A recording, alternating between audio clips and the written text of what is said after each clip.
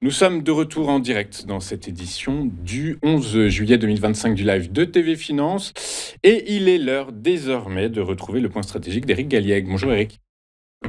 Bonjour Louis-Antoine. Merci Éric d'être avec nous ce matin. Vous êtes directeur de la recherche chez FI Advisor Valcan avec nous pour nous expliquer sous le prisme de 4 actualités comment ont bougé les marchés financiers cette semaine. Avant de rentrer dans le détail de l'actualité que vous avez sélectionnée pour nous, Éric, quel est le bilan de la semaine écoulée qui va, je le rappelle, du jeudi au jeudi?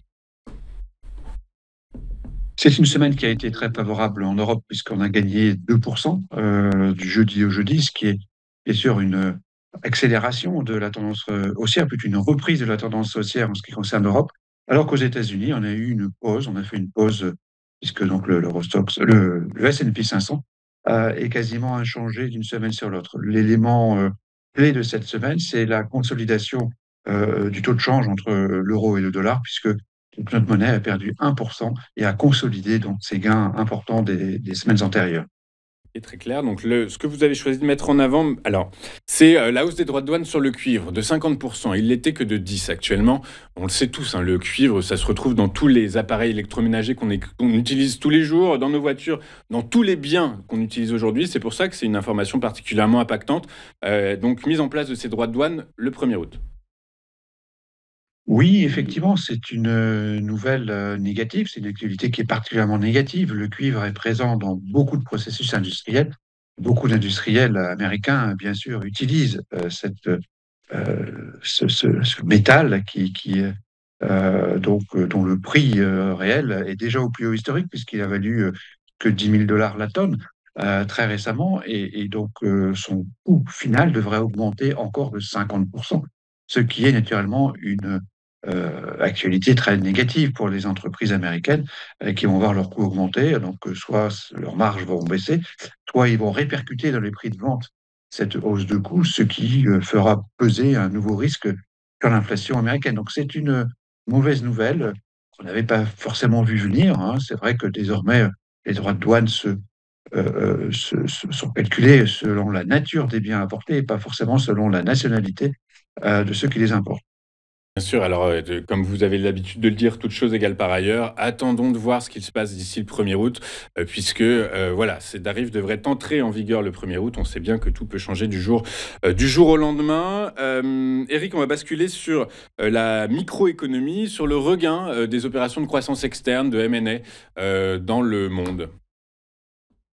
C'est un élément positif qui montre aussi l'optimisme général des marchés. C'est vrai qu'on a eu de nombreuses opérations qui ont été annoncées cette semaine. Donc Ferrero qui va racheter Kellogg.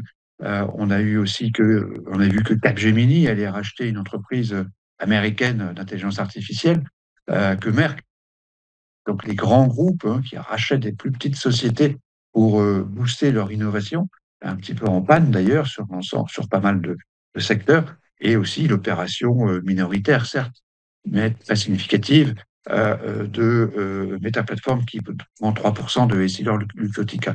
Donc tout ceci montre bien sûr des primes importantes à chaque fois, et c'est bien sûr un élément favorable pour l'ensemble des actions cotées.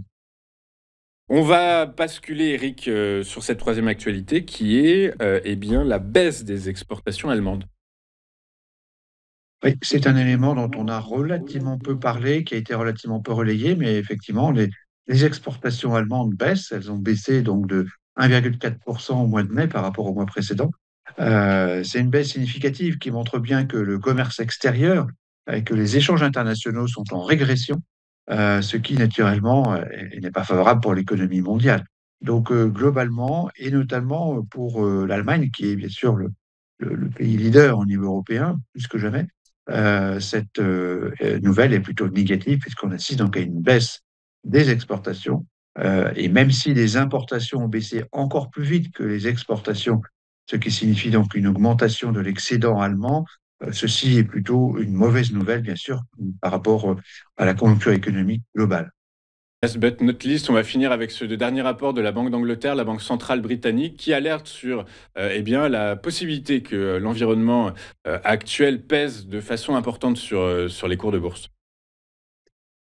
Oui, c'est la dernière actualité qui est significative. La Banque d'Angleterre qui a donc publié son Financial Stability Report, qui, à nouveau, est assez anxiogène, voire particulièrement anxiogène, avec différents points qui ont été relevés sur l'instabilité fiscale mondiale, hein, c'est à nouveau une référence à l'administration Trump, mais aussi les éléments de levier financier sur la finance non bancaire, qui est un élément important selon la Banque d'Angleterre pour alerter donc sur un risque global de volatilité des marchés qui a augmenté au cours donc, des derniers mois.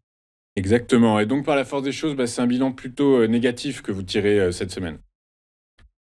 Oui, c'est -2, donc pour la synthèse de cette actualité, donc trois points négatifs hein, sur les entreprises, sur l'économie, sur la politique, et un seul point positif qui touche les entreprises. Donc au total, le -2 sur cette actualité de la semaine.